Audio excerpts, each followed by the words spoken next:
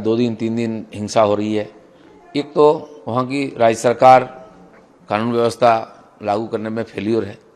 दूसरा है कि एक कम्युनिटी को विशेष सुविधा दिया जा रहा है, उनको बोला जा रहा है तुम ऐसा करो, हम तुम्हारे साथ हैं, इससे उनका राजनीतिक लाभ होगा।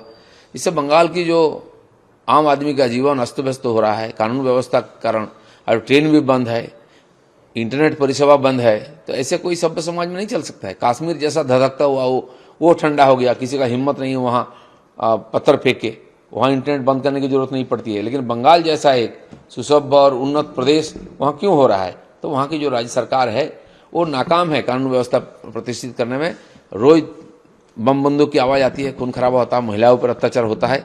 आज तो राजनीतिक छोड़ करके सांप्रदायिक दंगा भी शुरू हो गया है जगह जगह। इसीलिए माननीय राज्यपाल ने वहाँ उतरे हैं, उन्होंने जिम्मेदारी ली है, क्योंकि मुख्यमंत्री खाली दूसरे पर आरोप करती हैं, उनको व्यवस्था संभालना नहीं आता है। सर दूसरी तरफ अगर गया पोसेशन के दौरान उनको देखा गया और उनको अब अरेस्ट भी कर लिया है, तो डीजीपी का क्लियर हाथ बता रहे हैं। नहीं, रिश्ता में जहां मैं खुद उपस्थित था वहां भीड़ में जो लोग थे और थोड़ी देर में उनके जो एमपी वहां है वो लोग उन्हीं के साथ भी थे। ये भी फोटो वायरल हो रहा है, तो कौन जिम्मेदार है? उनको भी पकड़ो आप, तो पता चलेगा। तो जब बीजेपी के लोग तो प्रशासन में थे, इसमें बोलने का क्या है? हम खुद थे, और ये समाज का है, रामनवमी किसी का अकेले का नहीं है, सब लोग उसमें आते हैं, हम भी जाते हैं। इसका मतलब वही गड़बड़ करते हैं। आप किसी का ऊपर दोष खाली मोड़ करके आप अपना बचाव करना चाहते हैं, ये नहीं होता है। प्रशासन में रहे व्यक्ति को निष्पक्ष होकर के और जो बदमाश है उनको सजा देना पड़ेगा। सर साथ में उन्होंने ये भी कहा है कि जो केस है वो सीआईडी को असाइन कर दिया गया। सीआईडी तो हर केस को लेता है, कोई भी नतीजा कभी नहीं आती है। केवल दबाने के लिए ये सीआईडी को सामने किया जाता है। सीआईडी का क्या योग्यता हम जानते हैं।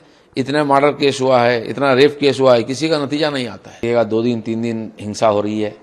एक तो वहाँ की राज्य सरकार कानून व्यवस्था लागू करने में फेल्योर है। दूसरा है कि एक कम्युनिटी को विशेष सुविधा दिया जा रहा है, उनको बोला जा रहा है तुम ऐसा करो, हम तुम्हारे साथ हैं, इससे उनका राजनीतिक लाभ होगा।